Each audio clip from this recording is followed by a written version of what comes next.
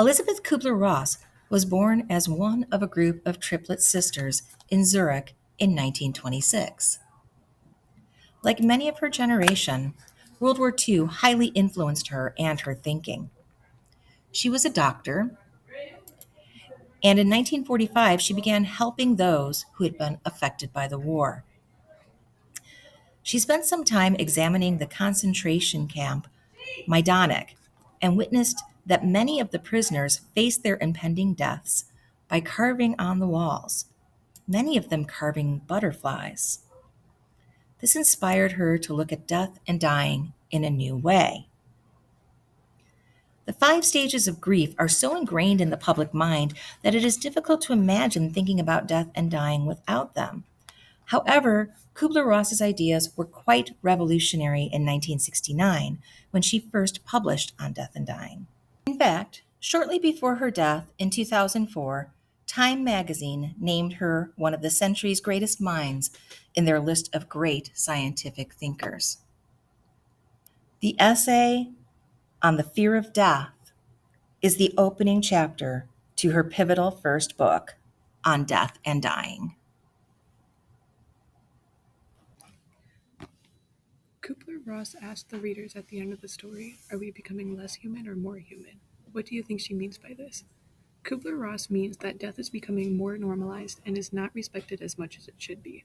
Her examples are, people just end up in hospitals and then they are pronounced dead.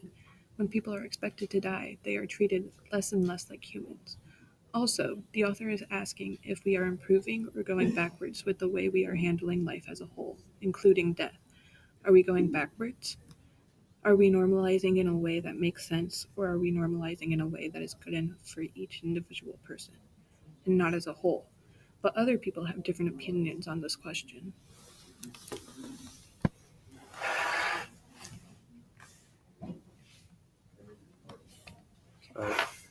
However, the essay also shows that we are regressing and becoming less human ever since technology was introduced. Our lives have been much easier over the years with the simplicity and convenience of phones and other things. People have gotten lazier and want the easy way out. New technology is taking away human jobs, but the advancement of technology is not always a bad thing. It can solve problems that we can't, and it may also save people's lives. Technology has its pros and cons depending on the situation. Is technology taking over and making us less human, or are people not trying like they used to because of the advancement of technology? Kubler-Ross chose to entitle this selection on fear of death for multiple reasons. The first and most basic reason is simply that the topic of the essay is death and how different people view death. She named it On the Fear of Death for more than just one reason. Her essay did not just focus on the fear itself, it focuses on us. She mentioned fear, but it was much more than that.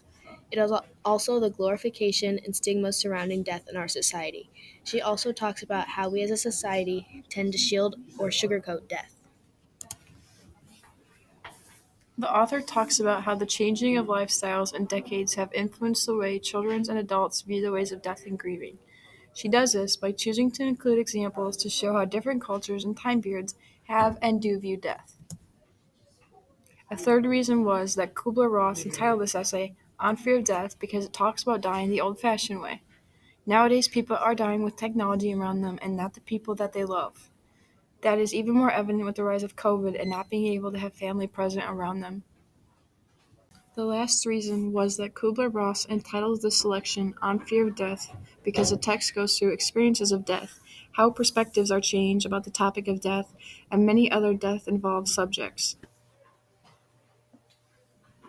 Kubler-Ross opened the story with the poem to signify the importance of the subject.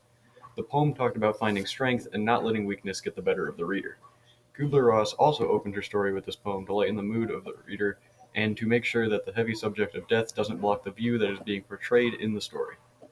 Despite all of this, the poem signifies strength in being alone by stating, "Let me not look for allies in life's battlefield, but to my own strength." Now, Kubler-Ross doesn't mean to say do everything on your own. She simply means that don't rely on other people to do things for you and to try and give the issue a shot by yourself at first, and then, if you fail, feel free to get help from others. This is proven by this quote in the poem, "But let me find the grasp of your hand at my failure." Now, this fits Kubler-Ross's story about death extremely well.